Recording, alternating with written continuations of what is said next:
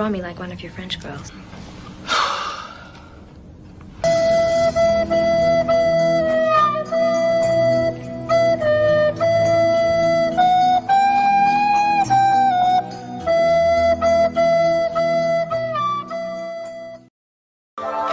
For Lord Cars. Hear ye, hear ye, hear ye. Man of the people. You know it's Cars Keys. Let's get it started up. Give me the car keys. Lakeshore Drive. Blog boys drive away with our takes like car thieves. Break down, we study tape and thrive. Analytical preparation, that's what cause is given. Cars don't discriminate, teaching the men and women. Each and every week, there's nerd to get your focus. Never manipulating stats, lore, cars no hocus pocus. Cars keys, they're never lost. Check your source, never gonna find a better scouting report. Cars going live with the smartest man, my bestie. Deciphering holes on the defense like Getsy. New show, uniforms, orange with the dark sea. Tape never lies, patrons, this is Cars You know Keys. it's Cars Keys. Let's get it started up. Give me the car keys. Lakeshore Drive. Blog boys drive away with our takes like car thieves. Break down, we study tape and thrive. We gotta break down tape like detectives. No hot takes, just real football perspectives. The Bears nerd dropping science on his terms. TTNL giving Bears press like a perm. Other networks is off with the heads. Stats plus film equals football cred. Analysis like Data Ted tries to shred. McCaskey's letting me cake, we keep the 100 crew fed. Cars Keys, let's get it started up. Give me the car keys. Lakeshore Drive. Blog boys drive away with our takes like car thieves. Break down, we study tape and thrive. Lord Hines in his car, fill up a goblet. Lord Hines in his car, fill up a goblet.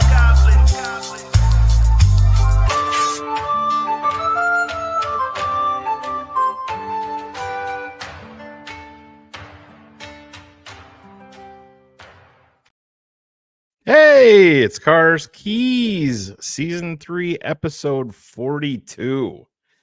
What's going on, Bears fans? I guess the Bears, I don't know what they're doing. That's why we're here tonight. Our guy's going to tell us what they're doing. I think we're going to get into some amazing numbers. Here is a little bit of breaking news. Breaking news. Get your puke buckets ready. Put them right next to your foot because it's about to get really, really gross.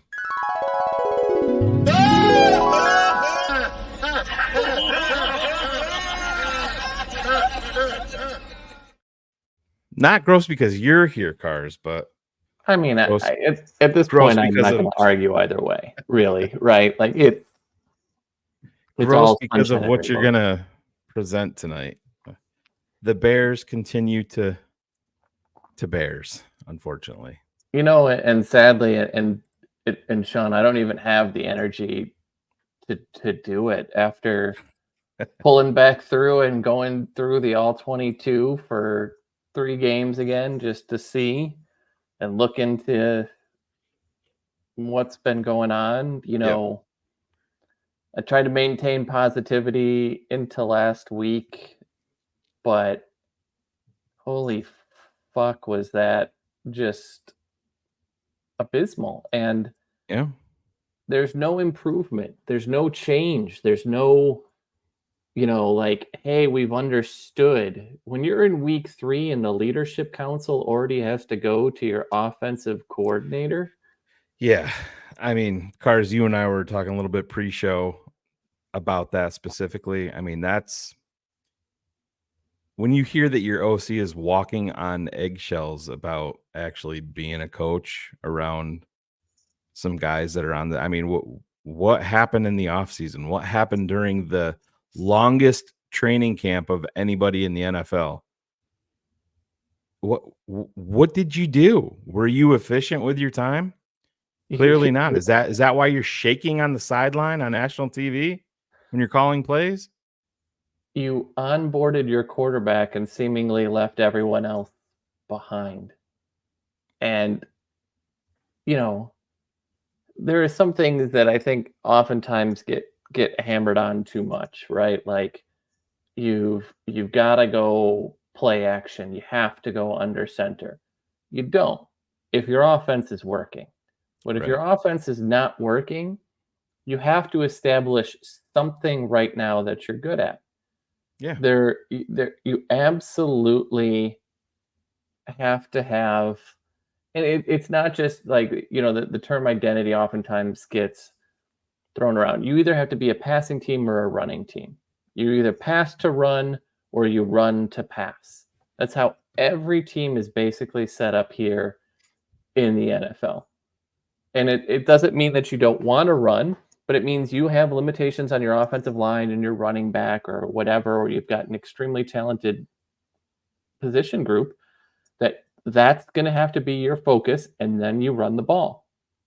Or you're the New York Giants last year. You don't have great wide receivers or tight ends. So you establish the run to pull everybody in, and then you hit them deep to set up the pass game. That's what the NFL is what are you going to do first down? Not all the time, but the position. And how are you going to sit down and attack? And we're completely lost. And Shane, you and I were talking before the show. What is the most Bears thing ever? What did we talk about that were the problems with Matt Nagy, that were the problem with Luke Getsy, that are the problems with Shane Waldron? Yeah. Second down. Once again, it's second down that is the biggest issue. What if I told you that on second down, you're running more screens than you're doing anything else? Would anyone else here be shocked? You're running through 3 games, you have run 24 screenplays. 24 screenplays. You're running 8 screens a game. Kansas City runs more. Miami's run more. But guess what? We averaged 3 yards per screenplay. They're averaging 6 and 7. It's one thing to get into second and short and third and short. The whole reason that we're seeing more third down plays than any other offense, league average is 47%. 47%. We're seeing 64%. And the whole reason is second down. And guys, if you look and watch any of these Rams games, this should be a game where you are licking your chops. They're giving up 420 yards a game, 30 points a game. They're the worst defense by far. But I'm predicting that we're going to lose 23-9. And that's I can't have faith in this organization to do the right thing. Yeah, that's the thing, Cars, too. I know when you gave us those numbers earlier today. What was it? 420 yards? Is that what it was? That they're giving up 420 yards a game. Yep. So in the Bears world, you slash that by 50%. Right off the top. That's the Bears. And absolutely. And Joseph, I don't want to call you this out. It looks the worst, but the problem is when these guys are, for the most part, blocking one-on-one, they're winning the blocks. The offensive line is doing it. What's happening, though, is predictable play calling is setting up blitzers that are attacking the Bears' offensive line. Some of it is stunts, but they did actually much better at stunts this last week. But it's really just the predictability in the play calling has allowed defensive coordinators to dial up blitzes because they know where people aren't going to be. Ben, I'm not going to lie. I started to do a countdown of every third down today and was going to count the total number of yards. I couldn't do it. I just couldn't do it. It gets to the point when you watch this team and you watch this play calling, and I'm going to show you kind of one of these really, I'll show you just a one pager of basically terrible stats and performance. It's all in the coaching. If I told you, fuck it. Let's just go to this, because this, I think, will paint the picture that we will be talking about for the rest of the show, basically, or at least I will be. But when you look at the number-wise, the Chicago Bears are the worst team on second down, running the ball or passing the ball. Both. They're almost a full yard shorter than second worst in passing the ball, which is the Denver Broncos. Las Vegas is the only other team that runs it close to what we do on second down for 2 yards a carry. But that's it. When you look at screen heavy, DJ Moore has 27 targets this year. 11 of those are at or behind the line of scrimmage, including 4 on second down. He has a total of 6 catches on second down for 23 yards. Guess how many yards those 4 screens have gone for a total of? 4. 4 You for have 4. You have 23 screens. You're the 5th most screening team, but you have the 7th lowest yards per attempt on screen. And guess what? Those teams that have lower yards per attempt on screens don't run screens. When you look and say, like, hey, man, DeAndre Swift isn't so good, guess what? 23 of his 37 carries have come on first down. 20 of those have come from under center. We only have 18 passing attempts from under center. Do you understand that if it's first down, DeAndre Swift is on the field and Caleb Williams is under center? Guess what's happening? They're handing it off to DeAndre Swift. You know it. I know it. The defense knows it. Everybody knows it. Well, and this is, Cars, I started this because it's kind of plays in. Eric's got a question. Is it predictable play calls, or is it because they're an obvious pass down so frequently? That becomes the issue in third down, where they are I think it's 6th most sacked team in the NFL. But it's every down, Eric.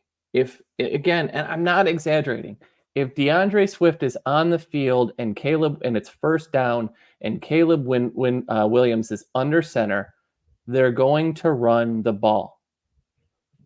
So now let's just say he gets 2 yards. We are now sitting at 2nd and 8. Well, you looked at those 2nd and 8 those second down numbers. If they run the ball, it's 2 yards. So it's 3rd and 6. If they pass the ball, it's 3 yards. It's 3rd and 5.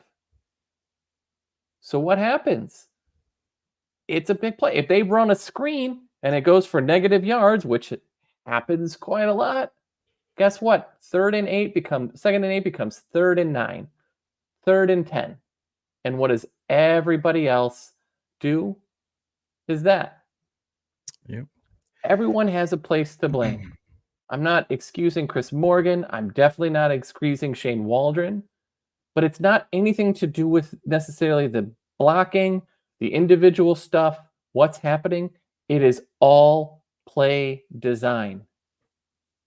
By the end of the game, Cole Kmet has more snaps than Gerald Everett. But watch last week again of that first drive. You know who's out there more? Gerald Everett. Can Gerald Everett block? No. Nope.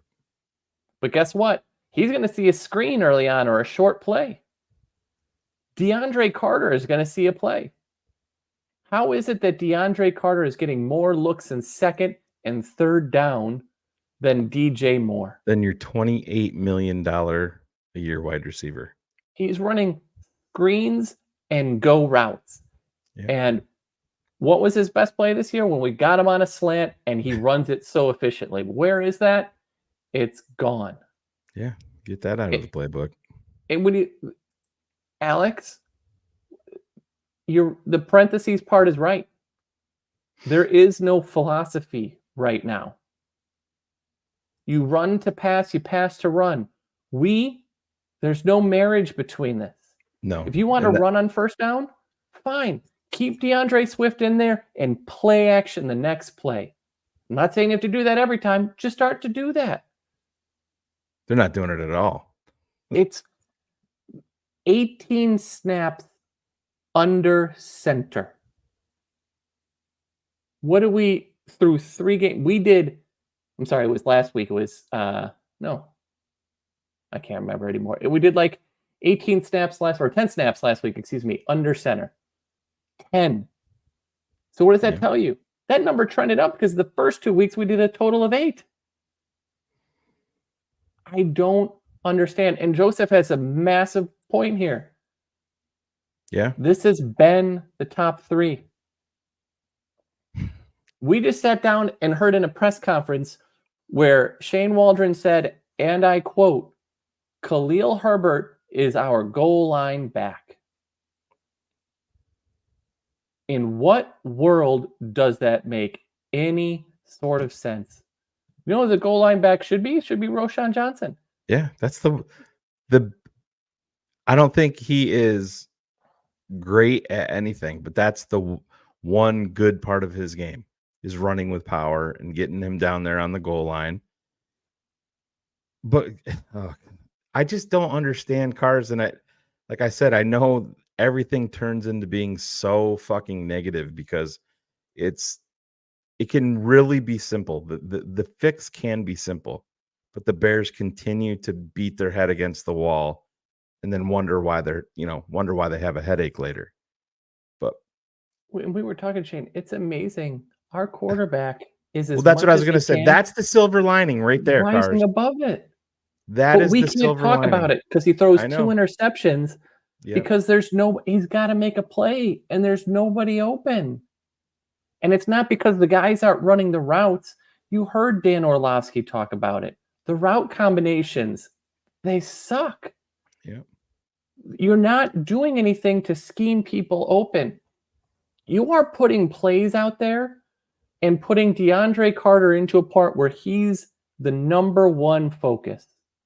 He's the number 1 read on that play.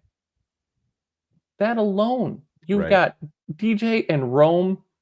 That should not be the case. I don't care if he sees the field. He should be the 2nd, 3rd, 4th weapon. But he's there. Why does it take so long for Cole Kmet, who I don't care what snaps say? It's kind of like basketball. Who plays in the first quarter? Yep. Gerald Everett. So why is it that he's lost? Everybody talks about like Gerald Everett's a great move tight end. Guess what? For his career, Gerald Everett averages less yards per catch than Cole Kmet. And cars have played out. I mean, it's not like this came out of nowhere. We talked about it here on TTNL. I had a front row seat for it in Buffalo when I was talking to my own son about it. He wasn't going 50%. He was going 20%, 30%, maybe. Mm-hmm. But so you're rewarding that. And that is that isn't just on Waldron. That is on Ryan Poles. That is on Matt Eberflus. All of this stops with, listen, Waldron, you can essentially say is the head coach of the offense. It's probably similar to Vic when he was here with exactly. Nagy. That's probably one of the things that got him here, other than the money. But the end of the day, the head football coach, Matt Eberflus, it stops with him. And if you see chaos on the sidelines, if you don't make your team aware that, hey, we're down by 11, we score this drive, we're going for 2. You're not doing any of the simple stuff. And I don't give a shit that they've only played 3 weeks. I don't care. We could have. Matt Eberflus has been here for a long time. Shane Waldron's been an offensive coordinator in the NFL. This isn't new to him. It's just so goddamn frustrating. We should have had a better chance to win that game. Yeah. But our head coach, and look, Andy Reid sucked in Philadelphia with time management. Yeah, it was one of the biggest Achilles heels. And guess what? He hasn't gotten any better at time management. He just has a quarterback that can overcome it. But Matt, we give him this great pass because of how well the defense is playing. And you know what? That's fine, well, and good. It doesn't matter. This season is about number 18. Yeah. And how do we put him on building blocks? We have to sit here and answer these questions about should we have drafted Jaden Daniels because he looks so good throwing passes that average year air yards is 5.9 yards per attempt, just like Justin Fields. And now we have to go look how much better they look. They don't look better. They just look who they're playing. Cincinnati had the worst pass rush I have seen in a game. That pass rush was coming nowhere near him. He had all day. All day. And we have to answer that now because our offensive coordinator is making what Caleb is doing not a thing. We should be spending way more time talking about how in game 2, Caleb Williams was making checks at the line for pass protection, what he's reading, what he's doing. We should be sitting down and talking a lot more about that bootleg throw to Cole Kmet and how that type of throw is one that you just don't see, and how incredible it was that he froze that defender with the intent to pass the ball instead of run. But now we have to sit here and answer the days after he throws for 360 plus yards. Is he not as good of a quarterback because Shane Waldron can't get his head out of his own ass? It's depressing. Any way you look at it, the numbers are just terrible. Yeah, they are, cars, and it is going to be interesting to see. Obviously, like you said, it's never good when you're talking about leadership meetings, and not even if. Listen, I understand that they're going on, but they're also bringing that out in public for a reason. Look, guys, we're doing this. We're meeting with leadership. We're trying. Good teams that understand it, that understand fundamental football. You're not hearing stuff like that in week 3. It's from teams that, are stepping on their own dick. The White Sox had it a month in. The White Sox had it a month in, and look how that season goes. Because if it doesn't improve, you've lost the team. And I think that's the thing we really have to watch for now, is if there is not marked improvement this week, that team is lost. And you've got to make a change quickly to get it back. Yeah, we cannot be having a lost season. This isn't Ryan Poles with a quarterback with a 5th-year option coming up and, 2 first-round draft picks. This is Ryan Poles with his guy at quarterback, with his hand-selected head coach that he has doubled and tripled down on, that has major flaws, major question marks everywhere. You got rid of everybody on the offensive coaching staff except for Chris Morgan. Those questions remain with Simo. And oh yeah, by the way, your quick fix, your Shane Waldron, you're hired to come in and give you some competence at OC, might be worse than what you had last year. And let's not lie. I would be excited about Thomas Brown, but guess what? He's your passing game coordinator. Yeah. If these route suck combinations, isn't that partially on him? And I want to answer this for a second. Yeah, I hate to say this, but Braxton's been your best offensive lineman. Yep. Game in, game out. Yeah, he's struggling with that, but he's still stopping some of them. He's still picking up stunts. He's doing the right things. Who are you going to... You've got injured Darnell Wright. You're not benching your best guy for Tevin Jenkins. Why are we not talking about Tevin Jenkins? Why are we not talking about the fact that, Coleman Shelton has been struggling, but right now, game in, game out, where is that dominating block that we look at from Tevin Jenkins that sets a tone? Have you seen it? I haven't. No, there's a couple here and there, cars, but in terms, forget about resigning the guy for the money that he's You're not getting gonna be Lidstrom expecting. money or Hunt money. No fucking way. No way. Nope. Can't do it. Can't And do it. it just doesn't make sense anymore. There's not a lot that you're going to sit down and do right now to make changes.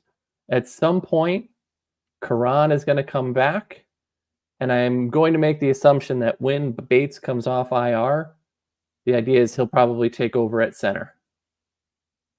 And that's going to be the moves that you make. But there's nothing that we can sit down and do. But it's all of these things, and I want to emphasize this. They had the leadership council this week, Shane. It was last week that they were talking to Tevin Jenkins in the locker room, and he's like, we're blocking and doing the plays as they're designed. That was week 2 shots were already being fired by the players at the offensive coordinator. Yeah. That's a massive, massive issue. Did they name all the guys that are on the leadership council? Was it just the captains, or was it different guys? So it was Mercedes, Cole Kmet, DJ Moore, and Caleb Williams. Okay. No offensive lineman. Which one are you going to go to? Yeah. Well, I mean, just saying. I mean, under that circumstance, it would have to be. Might have been Ryan Bates if he was healthy. But even then, I mean, Tevin's been here the longest, correct? Out of those guys. But he's not a leader guy. Oh, no. That's what I'm saying. There's nothing that. But that's the good point, though. You don't have that Jason Kelsey, that Big Cat Williams, that Olin Kreutz, that one guy who is the glue that makes this happen. That is Ryan Bates, and he's injured, so he can't do it. You don't have anyone that's holding these people accountable. And they don't name them a leadership council. It's just something of like, guys will be like, hey, this is what we're going to do. But it's, yeah. And I think kind of like Al Bundy and the No Ma'am, right? But I think that's pretty standard. I think most teams have something but the players similar. Choose it. The players choose it. Exactly. Yes. It's more than captains. It's when shit hits the fan, who's going to be the one, so that there's not 50 voices, that there are 7. Yeah, you're going to be able to tell very, very quickly. Sunday. Within the first drive. First drive. And if it goes I formation, run to DeAndre Swift, or under center to shotgun screen, you might as well turn off the fucking television. Yep, same old. If it's a run to a screen, turn it off. And that's the thing, too, Cars, is, and this isn't any, crazy stat or anything like that. You're not facing Will Levis. You're not facing Anthony Richardson. And I don't give a shit if you don't like Matt Stafford or not. That dude can throw the pill around the football field. He's not going to miss. He ain't missing those passes to Anthony. Yeah, he ain't going to be missing those passes like we saw last week. And oh yeah, by the way, we still lost. And that's a game that you should have won. And I think we talked a little bit about it, and we keep going on to this, but you are one god awful Will Levis mistake away from being an 0-3 team right now. Yeah. And I think you can turn it the other way too. As bad as everything has been, we've had a chance in all 3 games at the same time. I think that's what makes it even more frustrating. Oh, right. Yeah, that's what I'm saying. The coaches that have cost it. Yeah. Yep. So as bad as it sounds, I think that there is a silver lining, and this would be a whole lot worse, Cars, if we're looking at the tape and being like, "Ooh, man, I got questions with Caleb." Listen, the first pick, I understand, can't happen. Super late. We talked about it last night too. Rookie mistake, bad decision, bad pass. It's going to happen. Chalk it up. But beyond that, Cars, and I will debate anybody on this, he has improved every single week. Every single week is he, and that's why it frustrates me with clickbait chase. Daniel, just talking about how Caleb Williams is really, really struggling. It's clickbait bullshit. We deserve it. Let's be real. Just like Jets fans, until recently, just like Lions fans, we talked a lot of stuff when nobody gives us respect, and we don't deserve it as a franchise right now. Mm-hmm. We crowed about Justin, didn't work. Nobody crowed about Mitch, so I don't have to say that. But we've talked a lot. We've said we need respect. We deserve it. Nobody likes the Bears. Every time the Bears go up and draft, ESPN cuts away to commercial. Well, fuck, before Caleb, who did we draft? Who's been worth it? What? Right. Would we sit down and still talk about who are the players of jerseys that you see at games outside of the current team just because they're new and fresh? You still see more Urlacher, Briggs, Peppers, Peanut, and all these old guys, and nobody within the last fucking decade. Yeah, that's been a Chicago Bears staple for sure. I mean, we'll see how it does play out. I know Jeremy Fowler has put out there that we should expect to see more of Roschon Johnson. And again, Cars, but it's not DeAndre Swift is not the problem. No. But this is my I know what I was trying to get to is these guys have to play together. If Shane Waldron could figure shit out, you can use DeAndre Swift. That's like I said, take the label of running back off of him and make him the weapon. Make him your chess piece that you're moving around everywhere and running the football. They talked about doing that more with Velus fucking Jones than they're doing with DeAndre Swift. They talked about it more, but Cars, give me a percent. What is your percentage that you think that that a light is all of a sudden going to go off because of this leadership meeting with Waldron? 25%. Yeah, I was just going to say 35, maybe. Now, obviously, be high. This is who the Bears are.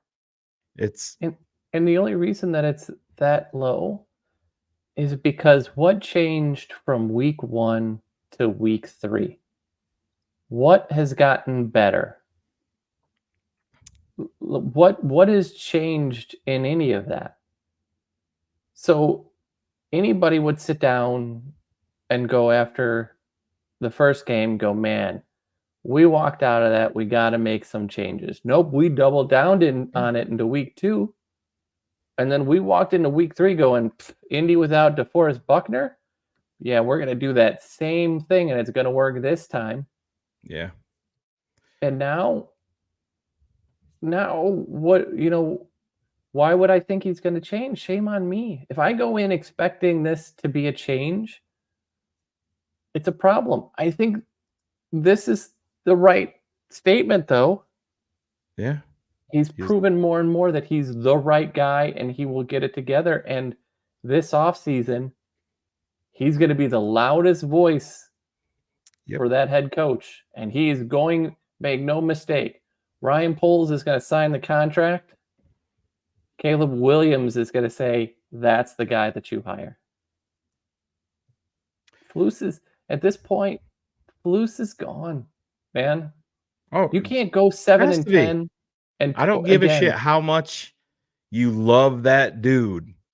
And those are the words from Ryan Poles. Love that dude. I don't give a fuck. It doesn't mean much. You can love him all you want. It's Everybody not translating. You use this example all the time.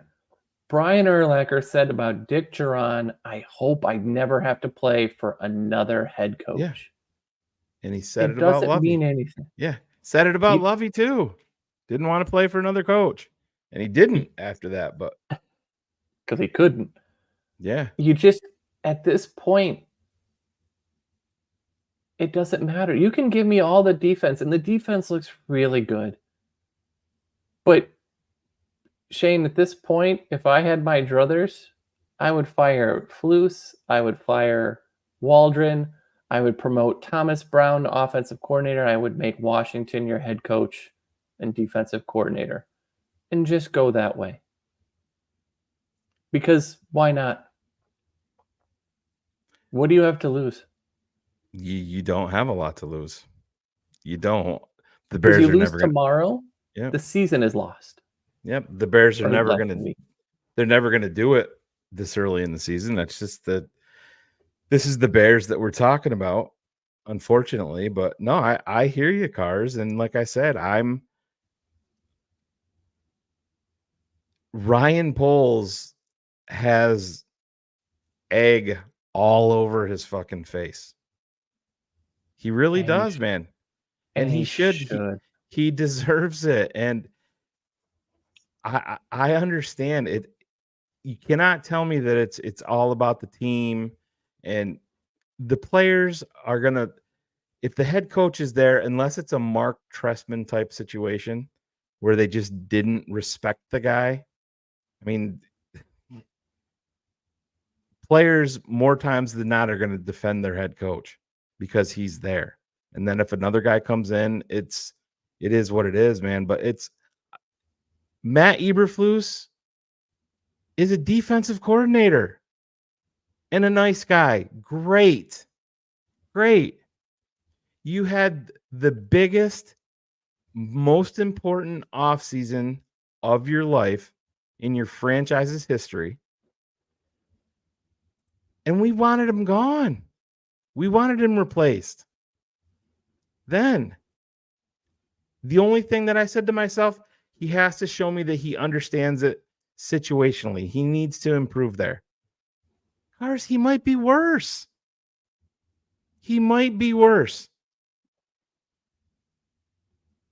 And that's where we are. You know, Matt Eberflus is, I think it's the 5th or 6th oldest head coach in the league right now.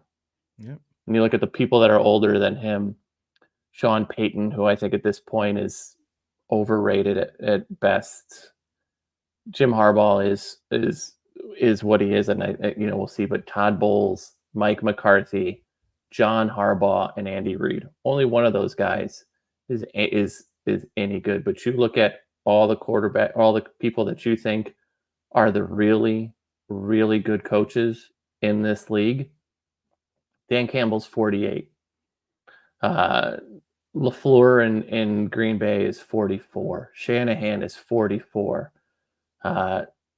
Your boy Syria, no, I'm just kidding. Kevin Stefanski is 42. Gannon, who's doing a hell of a job this year in Arizona, and I didn't think that was going to work out after that press conference. Totally is 41 years old. Mike McDaniel is 41 years old. DeMeco Ryans is 40 years old. Callahan, who's trying something in Tennessee, is 40 years old. Steichen is 39. It's a young man's game, and I bring out all of those ages because most of those people that are older, that are 50 and older, are defensive head coaches.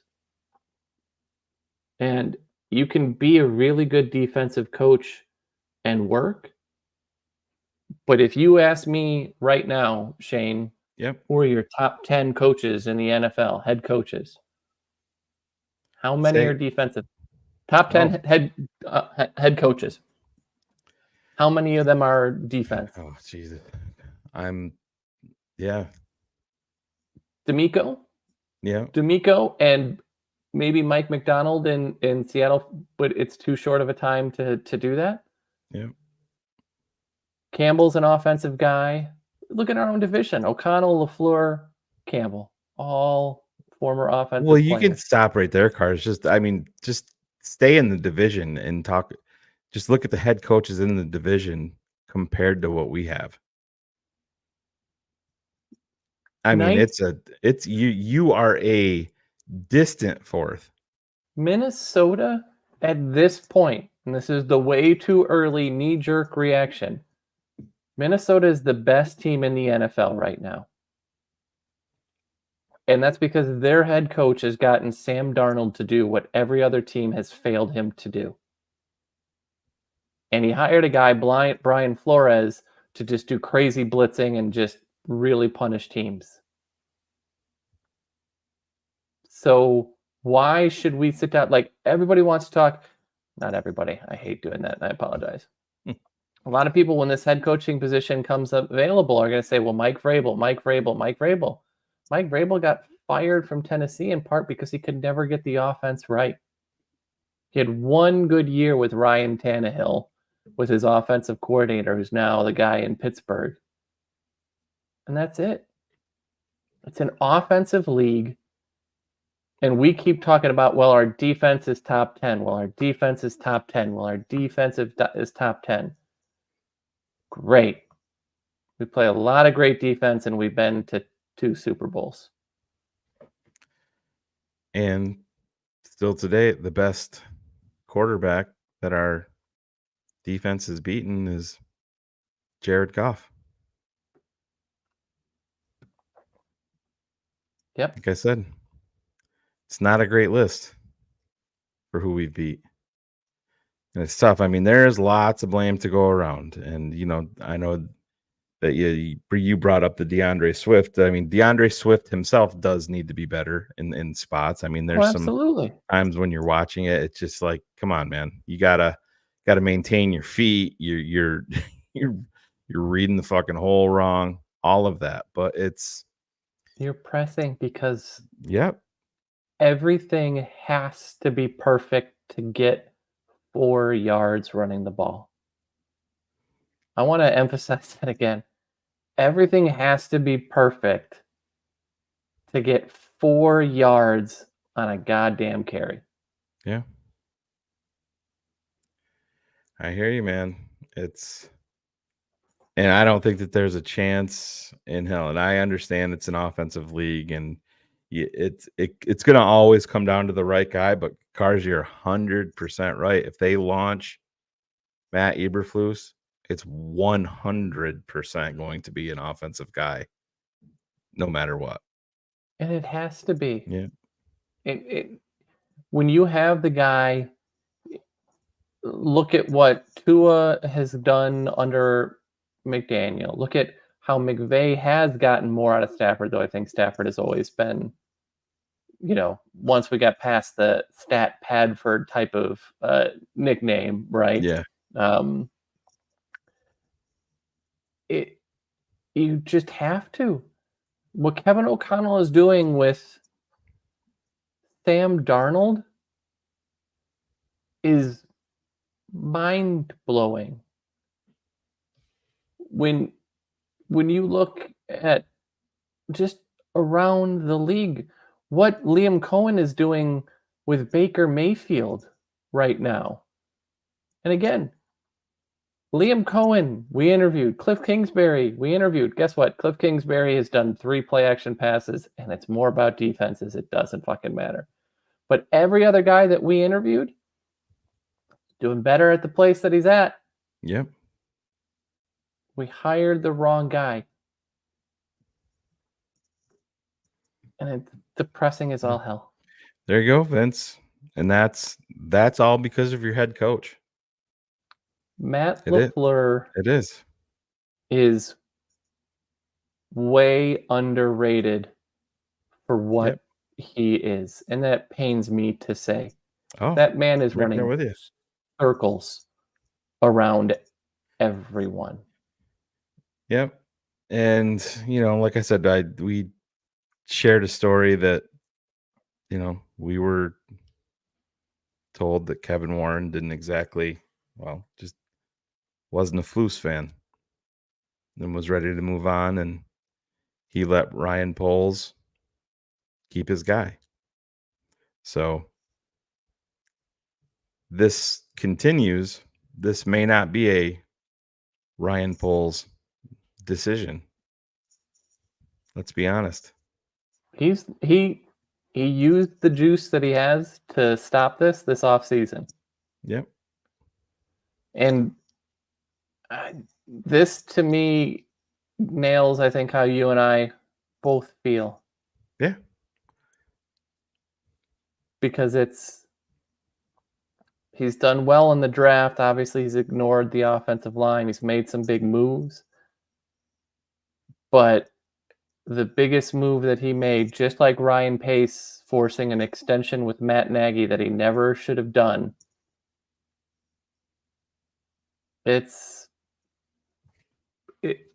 he has hurt himself with that.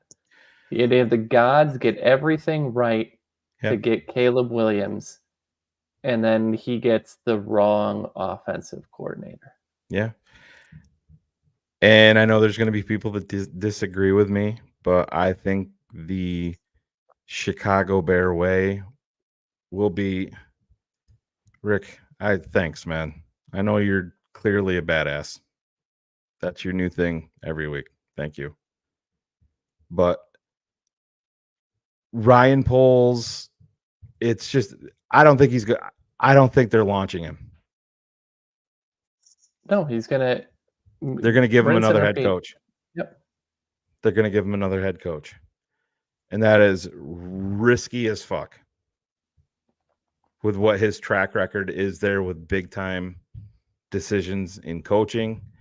Clearly, he's directly involved in the Shane Waldron hire. I mean, go back and watch the 1920 football drive and says, what does he say? Shane, is that good enough for you, or is that too much? Talking about the offensive talent. I don't know if you remember him saying that, but he did. He turns and he goes, is that enough? Is that enough for you? But yeah, man, it's depressing, and some of it I do sort of believe in curses. The Madden curse is definitely one. The Hard Knocks curse is another. These things are real. The whole they're real because they continually happen, and I'm always reminded that the year that the Detroit Lions went 0-16, guess what? They too went undefeated in the preseason, and then lost.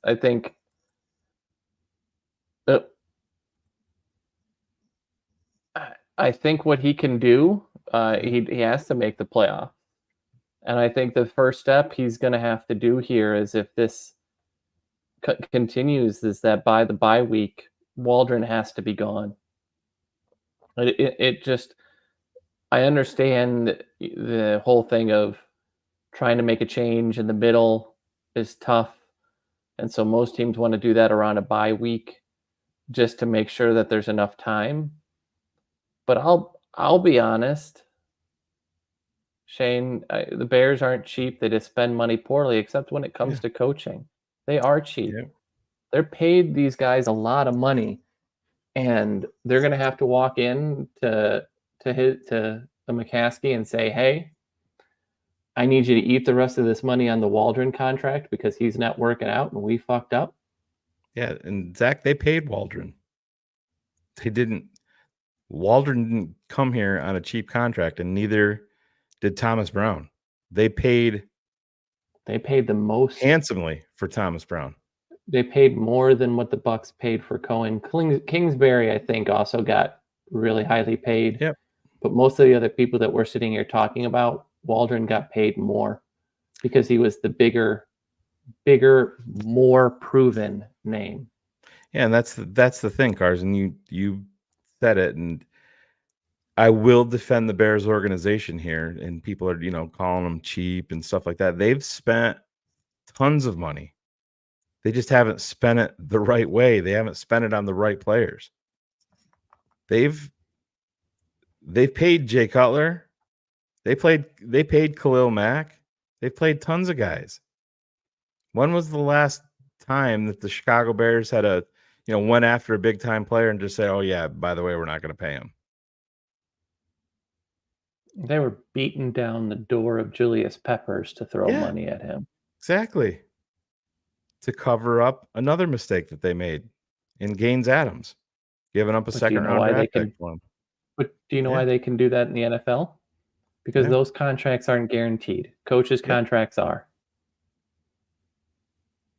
And so, they spent more and more, but when it comes to coaching, sadly, it that's the one place I will argue that they are cheap, and not in the regards that they won't pay these guys. Again, they have made the investment in this staff quite heavily. But they're cheap in the sense that they don't want to eat that because they don't want to pay, let's just say it's $1 million for Shane Waldron for 3 years. They don't want to pay him $1 million plus another offensive coordinator $1 million over 3 years. Yeah. Yeah, and that's the way it works. You're not firing the head coach and keeping everybody else. Of course, the new head coach is going to want his guys. Yeah, no, the pressure's on Ryan Poles now. He's got his guy at quarterback. They're not there's if this continues the way that it's going and the Bears are inept on offense and not showing growth, there's no way you're gonna let Matt Eberflus hire another offensive coordinator. Is that what we're gonna do here? You're just gonna say, oh, Waldron gets another shot, and then you're going to be through year 2 of a rookie contract with Caleb Williams? No way. If they don't make the playoffs, or at the very least threaten the playoffs, and I'm not talking like last year, threaten the playoffs where you're close because your defense is so good, but your offense is terrible, but your defense pulls it in. If you do not push, it's done. And it's, I get, in a sense, you have to like that Ryan Poles feels so strongly about a coach that he's going to fight for him. Who did they give a 4-year? Are you talking a 4-year extension? No, they didn't. Yeah, they didn't. I mean, Matt Eberflus is in year 3. I guess. And they're estimating, by the way, that Shane Waldron's contract is $2 million a year. Yeah. And well, and I had this talk with HL before the show started. He had sent me a DM, and this will probably throw everybody into a loop, but got to keep it a buck, right? Matt Eberflus, agent, Trace Armstrong. Ryan Poles, agent, Trace Armstrong. Shane Waldron, agent, Trace Armstrong. Those are just facts.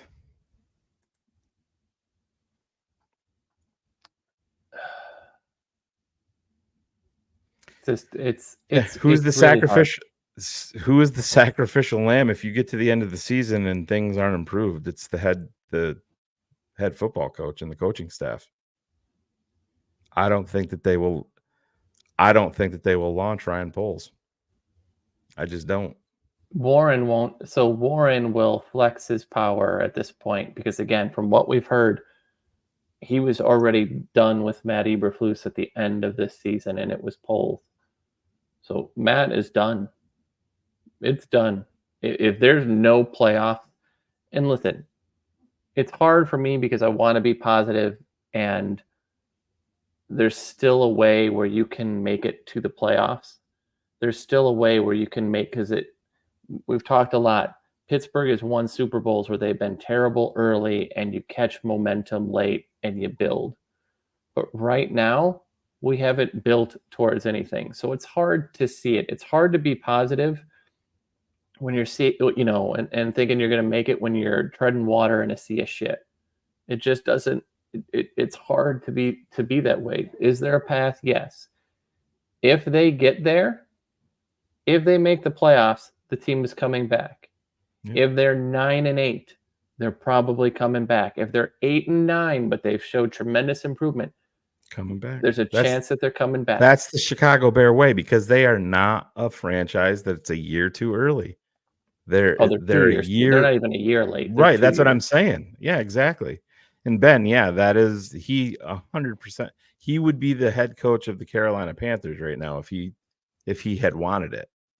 He didn't want it. And So you can't blame him.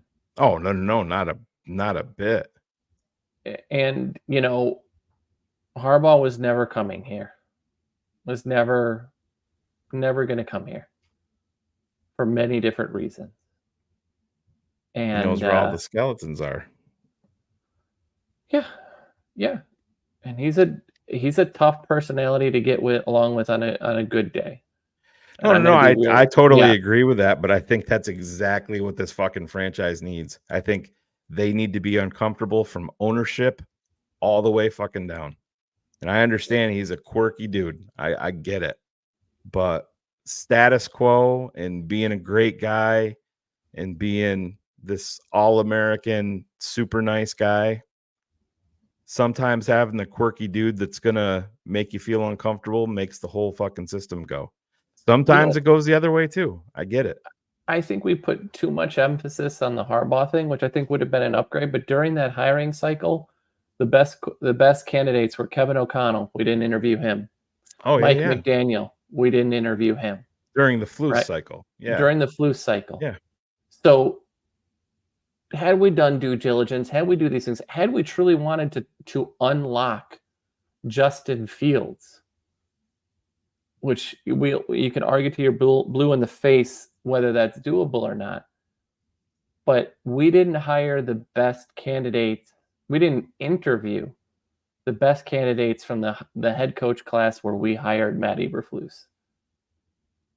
That's a full stop. We interviewed Dan Quinn again, Matt Eberflus.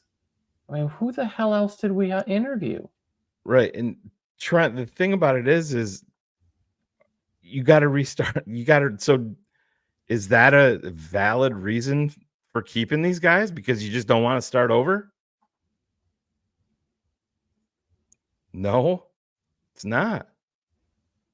It's all about 18. It's what it's all about. How much did we hear about rookie contract when it was, Caleb versus Justin and how monumental that rookie contract is? Oh, this is a good one. This is the offensive guy we interviewed. Yeah. Oh, That's the one. So, we can wax all we want about Harbaugh, and I understand it. We missed out on the real people. Just like we did on the Matt Nagy hiring, just like we did on the John Fox when we forced that thing to happen, just like when we chose Mark Trestman over Bruce Arians, who thought he was going to get that job. We don't hire the right people. We don't interview the best candidates. And in the chance that we do, like an Arians, guess what? We hire the weird, quirky guy who has a parade plan marked out because that's what convinces us. Yeah, did a whole article on that. And Dave Taub isn't a head coach because everybody that he's brought to teams as his offensive coaching staff has been undesirable for teams. At best. He's interviewed a lot of places. He's been interviewing since 2005. Yeah. And how old is he now? He's got to be older than Flus, right? Oh, he is 62. Yeah. First time NFL head coach at 63 years old. Hard pass on that for me.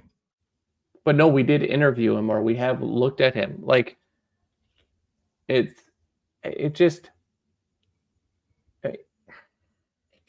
I want to be positive. It hurts to sit here and be here, and the clock hits, 3:15 on a Sunday after the game, the final whistle is blown. And my first text to Shane is, I don't want to do a show this week. Yeah. Just replay my rant from last week because it's the same thing. This stuff hurts quite a bit.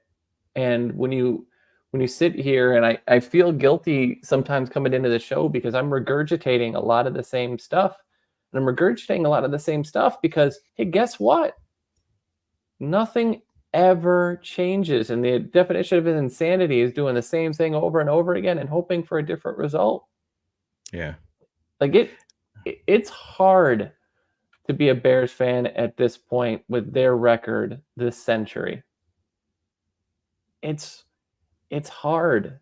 And every time I get happy, every time I get excited, every time 1-3, 1-2, like we go beat San Francisco in a rainstorm, and I'm arguing with people on Twitter like, oh, so the rain didn't impact the Bears, it only impacted San Francisco.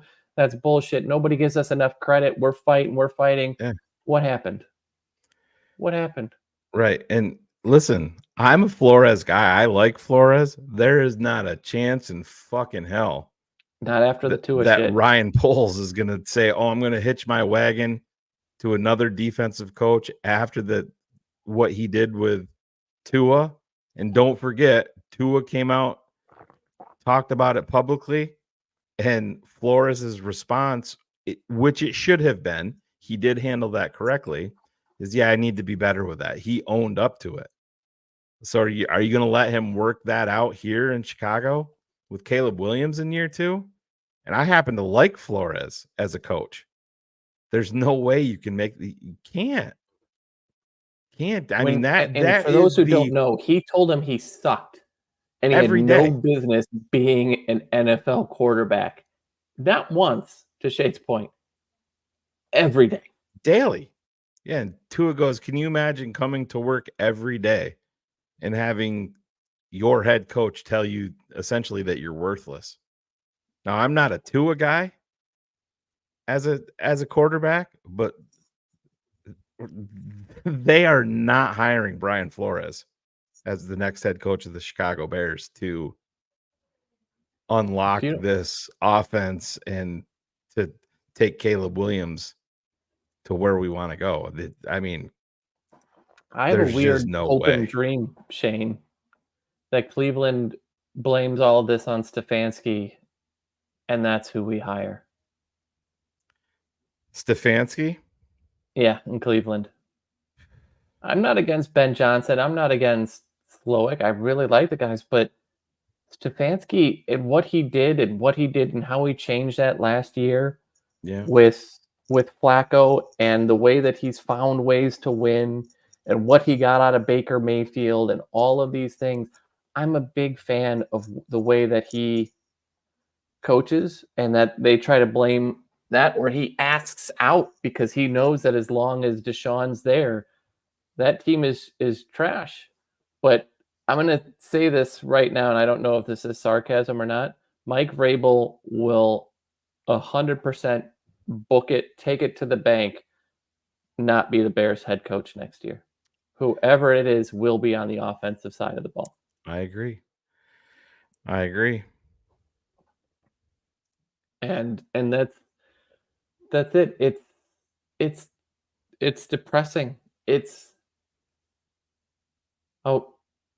Game 1 of the season, I woke up pumped.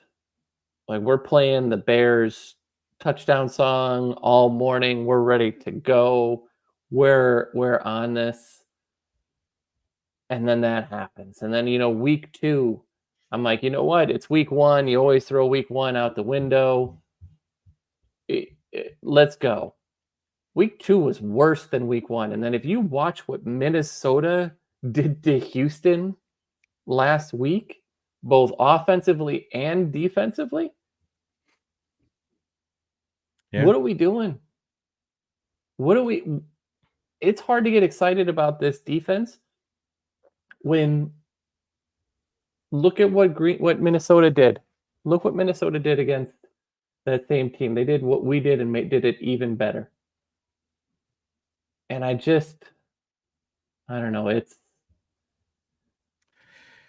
yeah. That's Hector Zambrano, $5. Thanks, man. 3 games left before the bye. We go into the bye 4-2 or maybe 3-3. Yep, maybe. You got I'm not counting this. this I don't if I'll be surprised. I'll be surprised if they beat the Rams. And can they beat the Rams? Yeah, they can. They can beat the Rams. That's the thing. That's the but sad part. if they don't, if they absolutely have to win the next two after Yeah. that. Yeah. And if you lose, if you play those close, look, Doug Peterson is everything that can be wrong in hiring an offensive head coach. Yep. Because he was very overrated in Philly, and they couldn't wait to get rid of him, much like they will be with Sirianni this offseason. And everybody kind of went, wait, Jacksonville, you hired who to build around Trevor, to build up Trevor Lawrence? Like, what are we doing here? And now that's, much like in Philly, 1 year bump, and then now everybody's doing bumps, right? Like it's the thing. And I can't predict the Bears to win this week. I will easily predict them to win the next two just because Carolina's got nothing on defense anymore. Jacksonville looks like a team that would They do Frank that, Reich John. can't be the part. No, they Right. do that. They do that. It's over. Frank Reich is 62. I don't blame anything that happened on Carolina on him because they forced him into the quarterback he didn't want, and the ownership is terrible. But, it's that Colts game, and Zach nails it right here. Indianapolis played like ass. My optimism is the quarterback. And that's it. And the defense can make some plays and keep you in most games. Like I said, is bat. We are 67 and a half minutes into this show, and it's been 67 minutes of pure negativity because that's what they deserve, and that's what they've shown. But they also have had chances in every single game to come out a winner. They've also had chances in every single game to be 0-3 right now heading into the Rams game. That's Chicago Bears football. Again, what's the signature win? And Dalton, thank you so much for the question. Yeah, I mean, we talk about leadership council. Joe Burrow, after that loss to Washington, took him into the coach's office, and basically they had an argument back there about the offense. He didn't go to the locker room after the game. He had a private conversation with the head coach because he's not happy with where things are. Does that sound familiar to any of us? Yeah.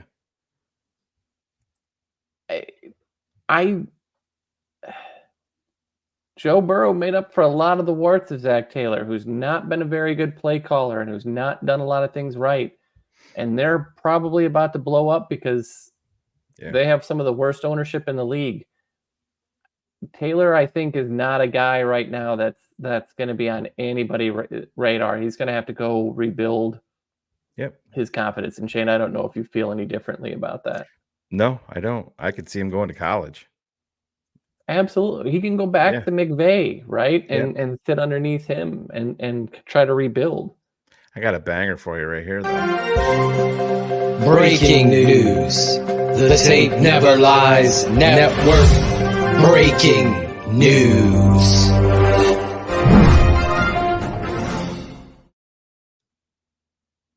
Oh, Alex, I hate to do this to you, but you're officially banned from the channel. I hope he's just being facetious. I hope. I mean, whoo, yeah. The 20-year-old, 21 plus old girls at campus at UIC would be happy, but I think that'd be about the extent of it. Thank God. Oh, you all right? You're unbanned there, Alex. I saw that, and I'm like, there's got to be a joke coming next, and then good. Thank God, Alex. All right, fine. I can like you again. No, and look, it's really tough. If I look at, I kind of see several variations of this right now. There's not a guy right now in college that I would look at. And if Caleb has juice, you know who Caleb's going to bring up. I I know, I'm just saying, but you know who he's going to bring up. Lincoln Riley has no. Remember when he was the hot guy and he was going to Dallas, and then what's happened at USC has been around. Yeah. He's not a guy that interests me at all. I hear you. I think so. If I look at some of the folks, I think it's going to be Slowick will be there. Ben Johnson that we've talked about. I think one of the other guys is who's the offensive coordinator at Frank Smith. He's the offensive coordinator in the Dolphins because of what that looks like. He's someone that I think will get a look. There's not a lot else. I will say Thomas Brown. I'm just putting this on the screen so I can clip it and send it to Phil.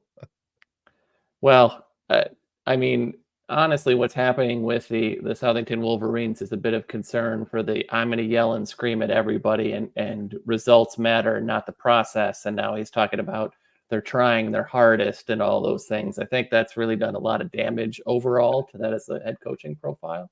I love balls. And that definitely is a problem. But I also do think, though, that the potential head coach is on the staff, and Thomas Brown will get interviews to be the head coach for this football team should everything go bad. Yeah, he's not leaving Bama to come to Chicago. That's a downgrade. Yeah. I mean, yeah.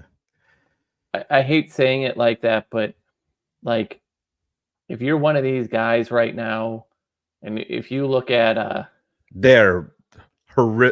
Alabama is horrifically overrated right now, by the way.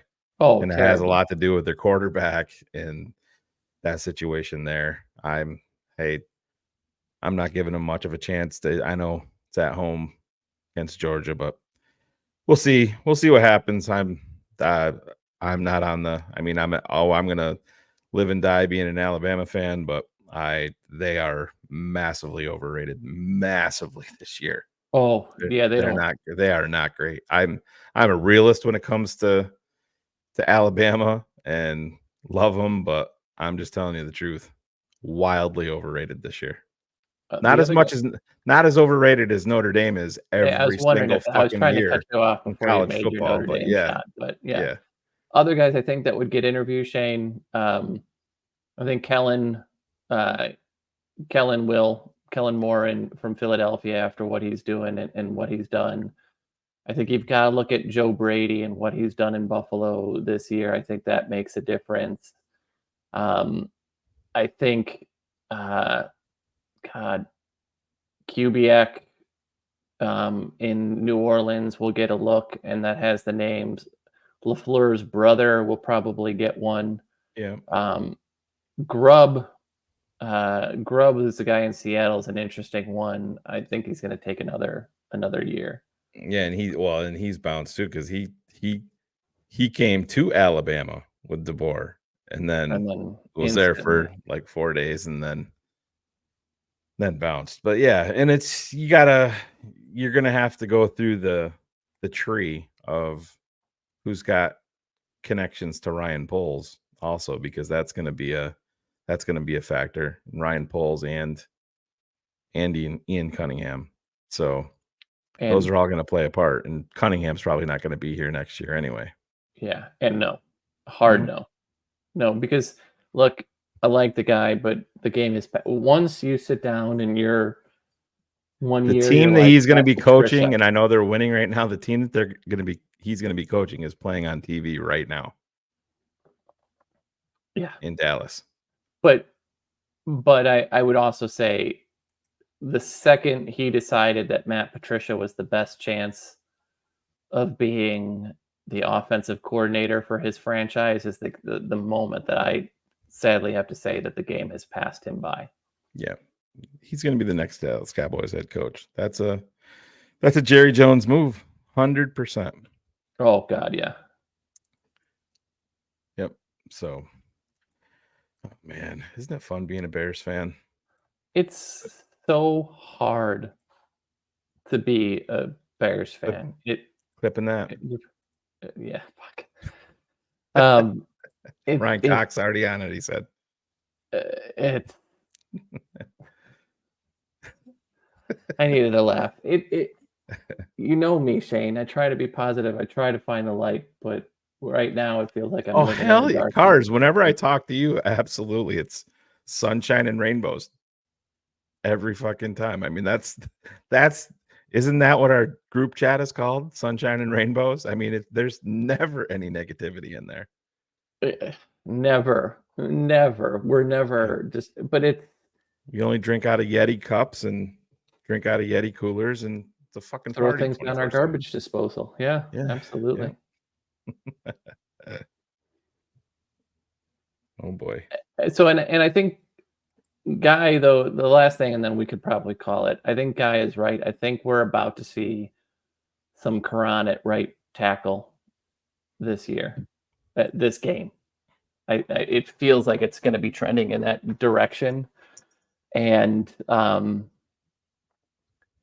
if not this week, I feel like you're going to see him at guard after the bye, and that would be pretty interesting if you roll out. You talking about Quran? You said, Yeah. Yep.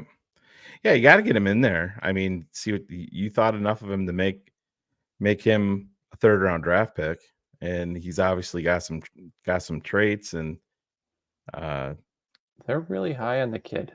Yeah, no And restrictions on it. Listen, the so is bar the is so fucking low, Cars. It like I said, we are praising Matt Pryor, who had some issues himself. If you go back and look at the tape, Oh, yeah. there was some fucking stinkers, but it's infinitely better than what we've been dealing with. Is the sad part, and like you said earlier, Braxton Jones playing the best of our offensive linemen, and that's also not great if we're being honest. It just that's why Ryan Poles has eggs all over his face. Absolutely. And I think it's important to say, everyone's like, who? And then you heard around the league, and a lot of people were very high on the Quran pick, and it was the Bears were not alone in that type of guy because he's got the physical traits that you look at. And, left tackle is definitely a place where you draft traits if you're not going high in round one. And if you look at, Pittsburgh and their strikeout on Broderick Jones, right? And those types of things, it's really hard to do that when you're in the top 15. But if you're in the round 3, you take those. There's reason to be excited for him coming on, but if I'm really excited about our tackle right now, then I think that's a good enough place to end the show. Yeah, no, I hear you, man, and not a lot of positives, but at the end of the day, like I said, I'm still very, very, very convinced and sold on QB1 in Chicago. Oh, that's the best news is he's looked for really good considering everything else. Yep. Definitely things to work on. I know somebody put in the YouTube comments today what TTNL is done when Caleb Williams doesn't work out. And guess what? If that were to happen, guess what? We'll still be here. Is what it is. Yeah. He's not gonna be. Exactly. I'm not down. I don't have any concerns there at all. No. Let's just rip through these real quick. Sean Stewart, $5. I'll say, even though it's the same thing every week and we're all miserable, these shows help me get through it. So thanks, Cars and Shane. Yeah, man. It is. Cars and I have talked about this a lot, and he's not bullshitting when he texted Ryan Cox and myself, said, yeah, no show next week. Just replay the rant. And it is, man. We put a lot of hours and a lot of blood, sweat, and tears into what we do away from our everyday lives for this network, and it's fucking tough. I mean, you're hoping just like a regular fan is without doing this. You're hoping. You're like, I want to be able to turn on the TV and being like, wow, this looks like big boy professional football. And unfortunately, in Chicago, we have not seen that in a long time on a consistent basis. Just is what it is. You get one side of the ball that's good to excellent, and then the offense fucking sucks. And then you might get a random New England Patriots game in New England, or the random game in Pittsburgh where the offense blows up and you're like, here we go. This is the kicking off point. The number one for me with that was John Fox, his first year, the Thanksgiving game in Lambeau. I was convinced that was the turnaround. That we just kicked the fucking door in. We beat him in Lambeau, prime time. Jay Cutler, that was the fucking Tracy Porter game, played out of his fucking mind. Didn't matter.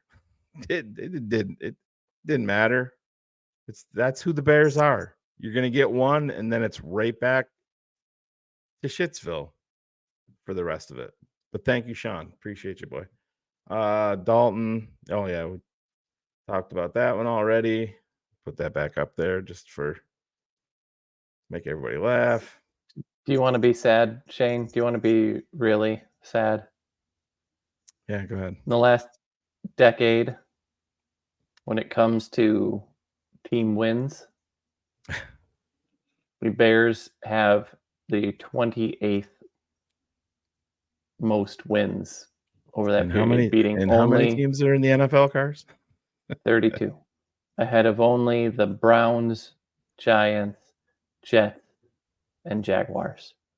And to put into proper perspective, the Bears would have to go they're an entire season of wins behind Detroit. Detroit has an 11-game lead on us in the last decade. And we still make fun of Detroit. Our guy Lawrence Carolina has 7 more wins than us in the last decade. Lawrence Crispin, $5. Cars, being a Chicago fan of anything is depressing. Let's face it, Caleb, deployment is important. Couldn't have said it better myself, man. I mean, we've got the worst ownership across. Yeah. No doubt. Baseball, no doubt. Basketball, football, hockey. Yeah. And now you get to watch your guy in Detroit call the White Sox setting the record. That one is so deserved. And if anybody has read the articles that have come out about Reinsdorf, this year he was asked what's more important, and his answer should have been either team. And he's like, it's clearly more important for the White Sox to win. You deserve 121 losses after that. Yep. No, I hear you. Bill Wagner, $9.99. This shit is miserable, and misery loves company. Thanks, Cars, Shane, and everybody in the chat. Here. Dalton Spain is back. I'll be at the game. Hope we win. Go Bears. I hope they do for you too, man. Hopefully you and your son are there. I hope get they to enjoy it. We all deserve it. And can the Bears win? They can. I just listen. It goes. Fortunately, it goes beyond the players have to execute. I get it. But when you have incompetence ahead of the players on the coaching staff, it's hard to survive that. And this play, so thank you, Dalton. I hope you have a great time. Be sure and send us some pictures. We'll share them on the show. And it goes in with this. How did Burrow make it to the Super Bowl with a shit line? And Cars, it's competence on the field. Creative play calling. Yes. At that point. Exactly. It's not playing down to your competition and just doing dumb shit over. Oh, yeah, we have a bad line, so we're going to make the play calls even worse. And that's what we're living right now in Chicago. And to me, that makes Caleb Williams look even better with what he's doing. A lot of people won't believe that. 100% sold on that.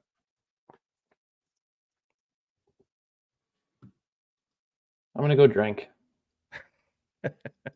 You're talking about doing bumps, man. Might as well make it a party. Should not have itched my nose at that point. That's poor timing on my part. All right, so I gotta get that clipped, Cars, and I am sending it to your wife as soon as it's clipped. Oh, thank God. Thank God. Oh man. Anyways, love you guys. Thank Get you, out of everybody. here. Tomorrow you will see Mr. Ivan Vargas is going to be live at 12 p.m. East, I believe. Or no, 1 p.m. East, 12 p.m. Central. He's going to be live talking about some things. I'm sure he may even play some of the pressers. We'll see.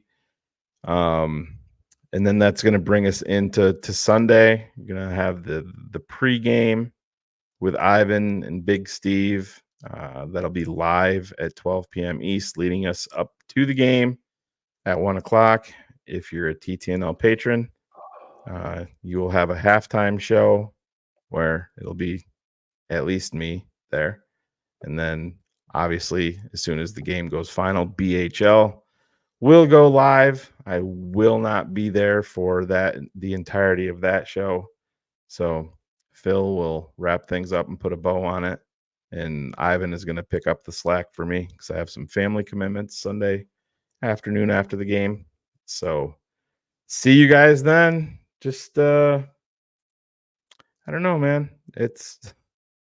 Things will get better. I truly believe we have a quarterback, and that is the hardest thing to find, and hopefully it gets better from there. Shane Waldron, wake the fuck up, right? Absolutely. All right. We'll see you guys. I was gonna play the dance party thing, but they're not even deserving of that. So let's get out of here. Talk to you guys later. Bears versus Rams. Wee.